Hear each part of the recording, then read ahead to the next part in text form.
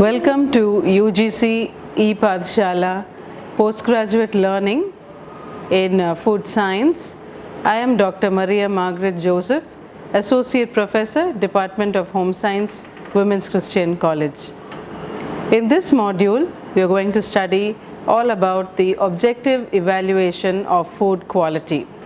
To understand the specific use of various instruments in the evaluation of individual parameters used in the objective evaluation of food products, this will be one of the main objectives of our study today.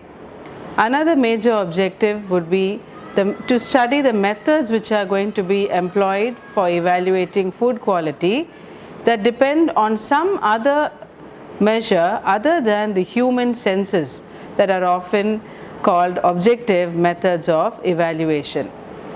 So what are the advantages in doing these objective methods of evaluation? One, confidence can be gained as they are reproducible. Secondly, the results could be accurate. Human sensitivity is not involved. Minute differences can be noticed by doing objective tests. Thirdly, they are less subjected to errors when compared to sensory methods of evaluation. Next, these methods provide a permanent record so that comparisons can be made over a period of time. Further, they are not affected by factors other than the one being measured. Furthermore, emotional burdens and individual ability can be overcome. But the objective methods also have some disadvantages. One, it is time consuming. Secondly, it is expensive. Third, you need technical knowledge to do these methods. Fourth, instruments may not be available all the time. Fifth, some aspects of food cannot be evaluated by objective methods. Example, flavor. Usually, both sensory and objective methods are done. Objective evaluation supplement or reinforce the data obtained subjectively through sensory evaluation. There are some basic guidelines which have to be observed for the objective tests. Firstly, you have to conduct all the objective tests appropriate to the experiment for which equipment is available. For example, checking the pH or the hydrogen ion concentration of mixtures prior to and after heating. This information often is valuable in explaining results. The flow properties of batters or certain other mixtures prior to heat treatment can be measured, and that information used in interpreting and explaining results. Secondly, you must obtain necessary training devices, testing devices.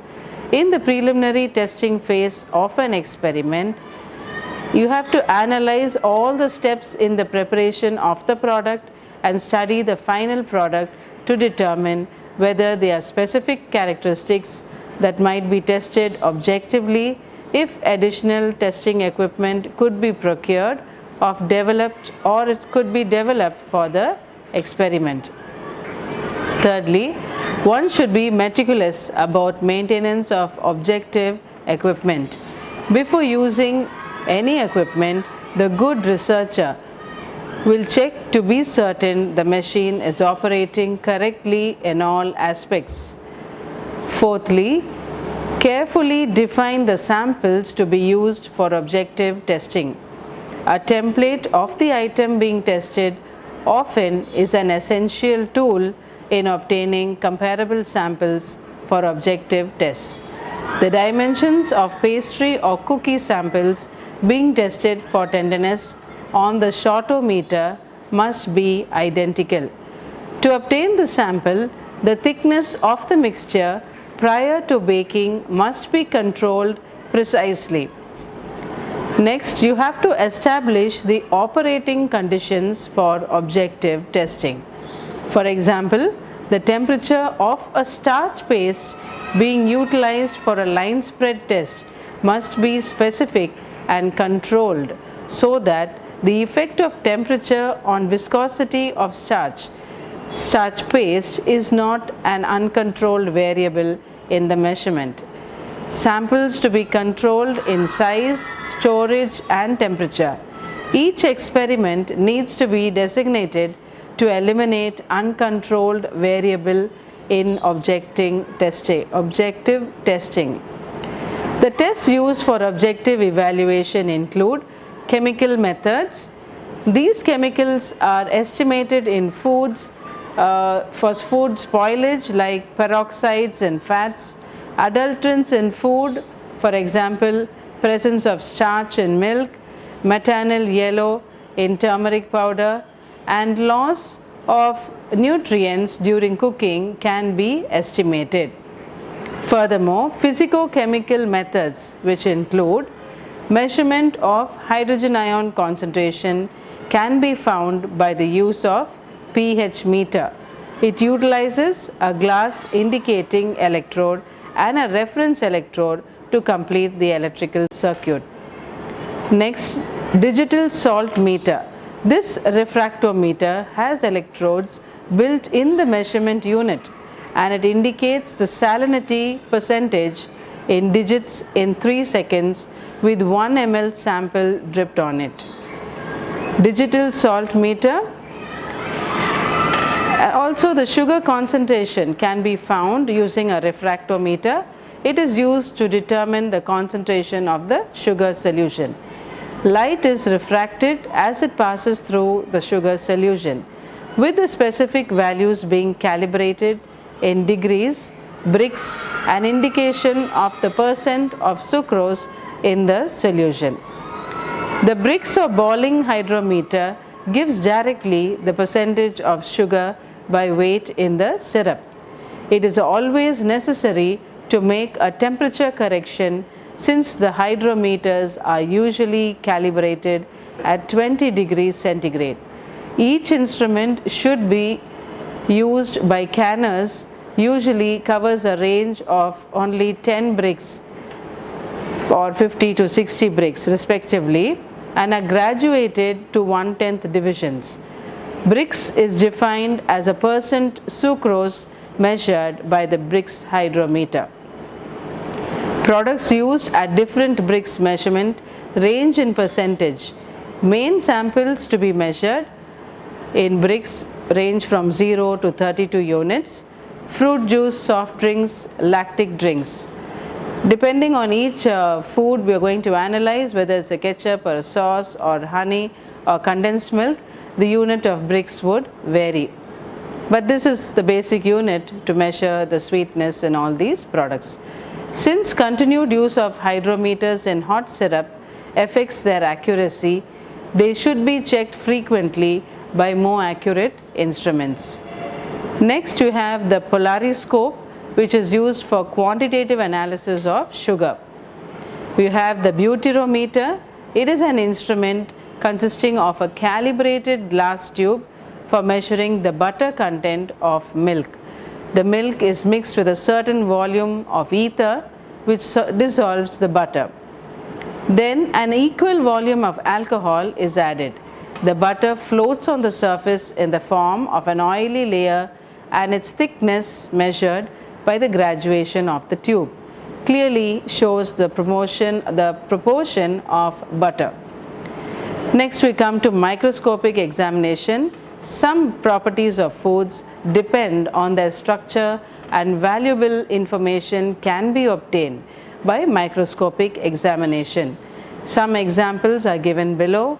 The type of organisms present in fermented products like idli batter, examination of starch cells under the microscope for identification, spoilage of the food can be found out by observing the organisms under the microscope. Size of crystals in sugar is related to smoothness of the product. The number and size of the air cells in batters and foams can also be detected by microscopic examination. There are other physical methods of finding out the objective tests indicating the quality of a product. They include the weight of a food in case of an apple or egg. The volume, liquid volumes can be measured by using measuring cups. Solid food volume can be found by displacement methods. In this method, the volume can be calculated by subtracting the volume of seeds held by a container with a baked product from that of the volume of seeds without the baked product. Usually, mustard seeds are used. Specific volume. The determination of specific volume of any product should be done with care, and average of replicates are to be taken since experimental errors could occur. Measurement of bulk volume in a porous and spongy product like idli is difficult. The volume may be measured by displacement with solvents like kerosene. The idli is given a momentary dip in molten wax to seal off the pores. Increase in the volume is taken as a measure of the bulk volume. Next, index of volume. It can be found out by measuring the area of a slice of food with a planimeter, for example, a slice of bread. It is important to use a slice that is representative of the entire product, such as a slice from the center of the loaf of bread. Index to volume is a measurement of the food, and this is sharply pointed, and it can be made by using an outline of the slice of bread with the ink on a graph paper. And it can also, the grains of the bread can be outlined by stamping it in an ink pad and then placing it on a paper and further study the structure of the grains.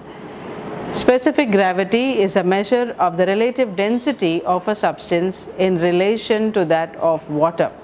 The measurement is obtained by weighing a given volume of the sample and then dividing that by the weight by the same volume of water.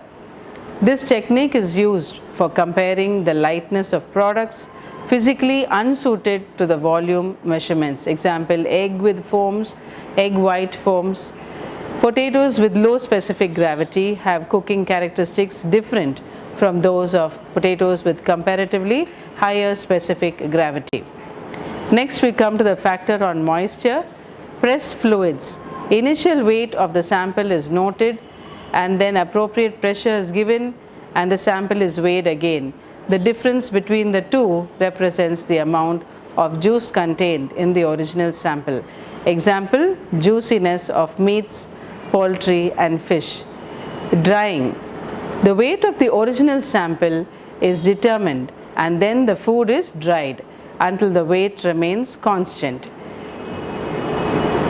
This will give you the percentage of moisture that is lost. Next, we can see some other methods for objective evaluation of food. It is wettability.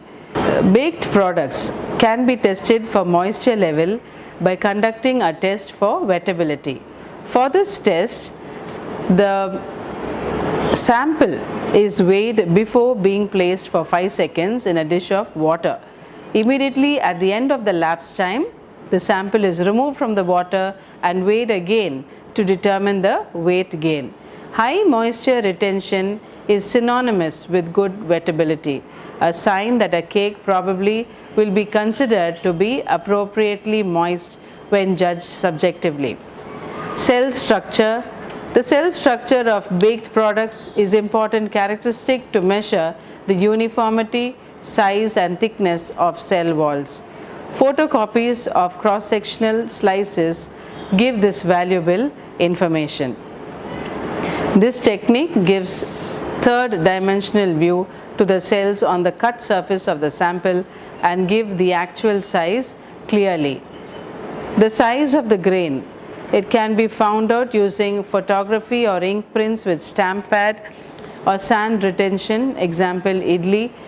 Cut the idli into 2 pieces, take 1 piece, press it on the stamp stamp pad and take an impression on the paper. The ink prints may be less clear but satisfactory for some purposes. Photography, this may be color or black and white. They may not represent the sample size, so a marked ruler should be kept adjacent. Measurement of color. Color is the first quality attribute a consumer perceives in food. Change of color is generally accompanied by flavor changes. There are color dictionaries of Merz and Paul, is the most commonly used, consisting of 56 charts. 7 main groups of hues are presented in order of their spectra. For each group, there are 8 plates.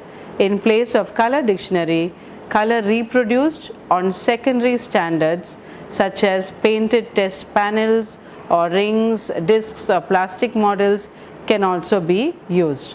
A mask of neutral gray having 2 openings is used. The size of each opening should be equal to the size of the individual color of the path until it matches the color that is noted. Disc colorimeter. Here the discs have radial slits so that a number of them may be slipped together with varying proportions of each showing. The discs are spun on a spindle at about 2700 rpm so that the colors merge without flickering. The test sample is placed adjacent to the spinning disc under controlled illumination and both are seen simultaneously.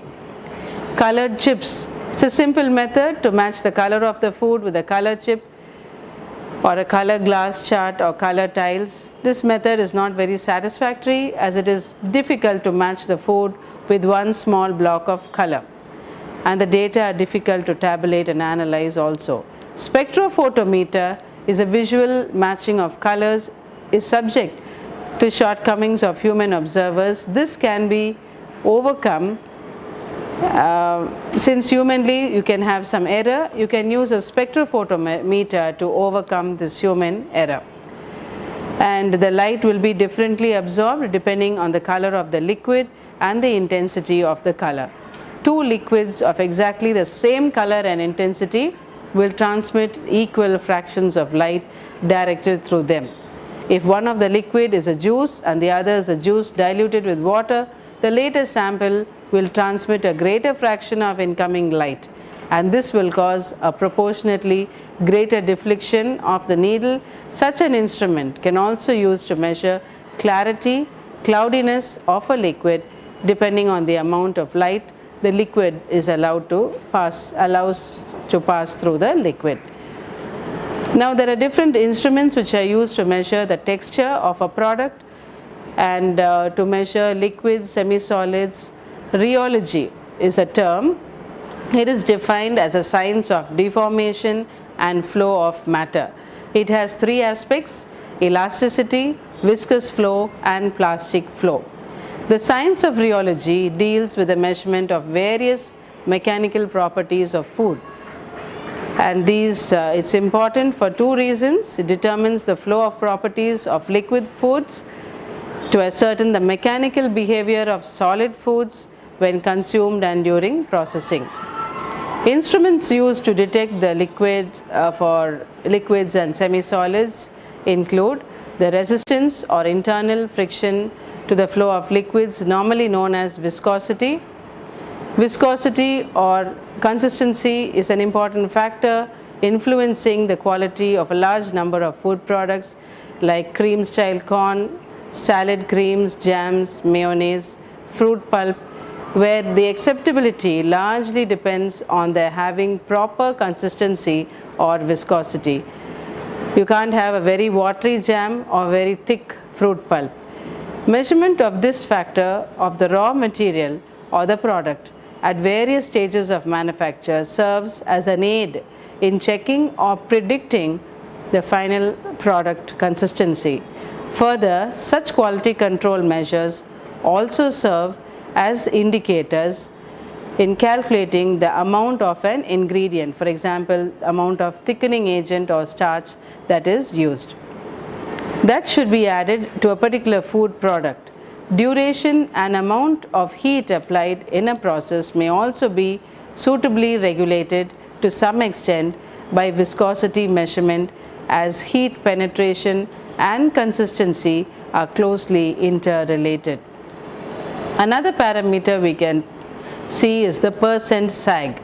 The depth of a sample, such as a jelly, is measured in its container by using a probe. The product then is unmolded onto a flat plate. The greater the percent sag, the more tender is the gel.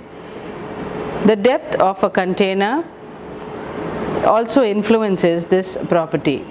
Now, Baker's gel meter. This is an instrument also used to see the relative viscosity of pectin extracts or solutions in the ratio of the time of flow of the pectin solution through a given orifice compared to the time of flow of an equal quantity of water at the same temperature. There are other instruments to measure jelly strength.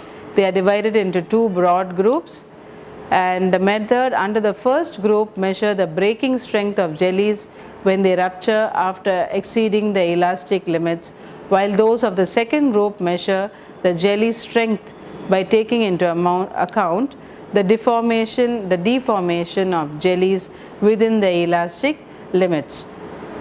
There are some other instruments which also can be employed to see the objective quality of food products. One such instrument is a Stormer viscometer.